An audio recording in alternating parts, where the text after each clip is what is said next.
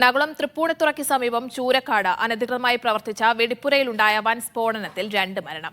തിരുവനന്തപുരം ഉള്ളൂർ സ്വദേശി വിഷ്ണുവും 55-കാരൻ ദിവാകരനുമാണ് മരിച്ചത്. പുതിയകാവ് ക്ഷേത്രത്തിലെ ഉത്സവത്തിനോടനുബന്ധിച്ചുള്ള വെടിക്കെട്ടിനായി എത്തിച്ച സ്ഫോടക വസ്തുക്കളാണ് പൊട്ടിത്തെറിച്ചത്.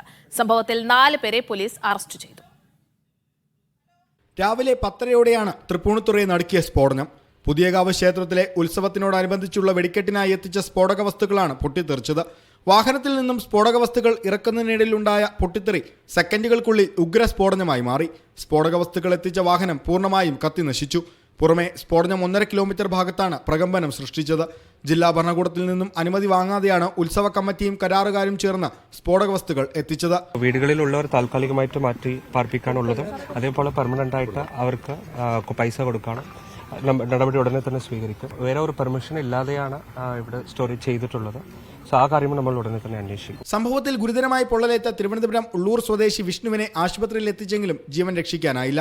കളമശ്ശേരി മെഡിക്കൽ കോളേജിൽ ചികിത്സയിലിരിക്കെ ഇന്ന് വൈകിട്ട് 7 മണിയോടെയാണ് 55-കാരൻ ദിവാകരൻ മരിച്ചത്. കരാർ ജീവനക്കാരനാണ് മരിച്ച ദിവാകരൻ. സ്ഫോടനത്തിൽ പരിക്കേറ്റ 20ഓളം ആളുകൾ വിവിധ ആശുപത്രികളിൽ ചികിത്സയിലാണ്. ഇതിൽ 3 പേരുടെ നില അതീവ ഗുരുതരമാണ്. ഇവിടുന്ന് റെഫർ ചെയ്തത് 5 പേരാണ്. 2 പേര് ഇപ്പോൾ GH പോയിട്ടുണ്ട്. ഇന്റേണൽ ഇഞ്ചുറിയും സ്മോക്ക് കൊണ്ടുള്ള ഇഞ്ചുറി പിന്നെ ബ്ലാസ്റ്റിന്റെ ഇതൊക്കെയാണല്ലോ വരുന്നത്. അപ്പം ഇപ്പം മെഡിക്കൽ കോളേജിലെ ഒരാളുടെ സ്ഥിതി കുറച്ച് ഇതാണ്. സംഭവത്തിൽ 4 പേരെ പോലീസ് അറസ്റ്റ് ചെയ്തു. കരയോഗം ഭാരവാഹികളായ സതീശൻ, ശശികുമാർ, കരാർ ജോലിക്കാരായ വിനീത്, വിനോദ് എന്നിവരാണ് അറസ്റ്റിലായത്.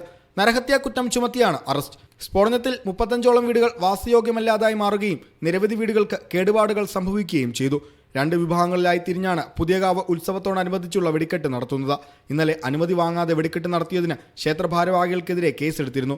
ഇത് വകവയ്ക്കാതെയാണ് വീണ്ടും ഇന്നത്തെ വെടിക്കെട്ടിനായി സ്ഫോടക വസ്തുക്കൾ എത്തിച്ചത്. സ്ഫോടനത്തിലേക്ക് നയിച്ച കാരണത്തെ സംബന്ധിച്ചുള്ള പരിശോധനകൾ തുടരുകയാണ്. കടുത്ത ചൂടാണോ മറ്റെന്തെങ്കിലും കാരണമാണോ എന്നതിലാണ് പ്രധാന അന്വേഷണം. കൊച്ചിയിൽ നിന്ന് SS ശരൺ, മീഡിയ 1.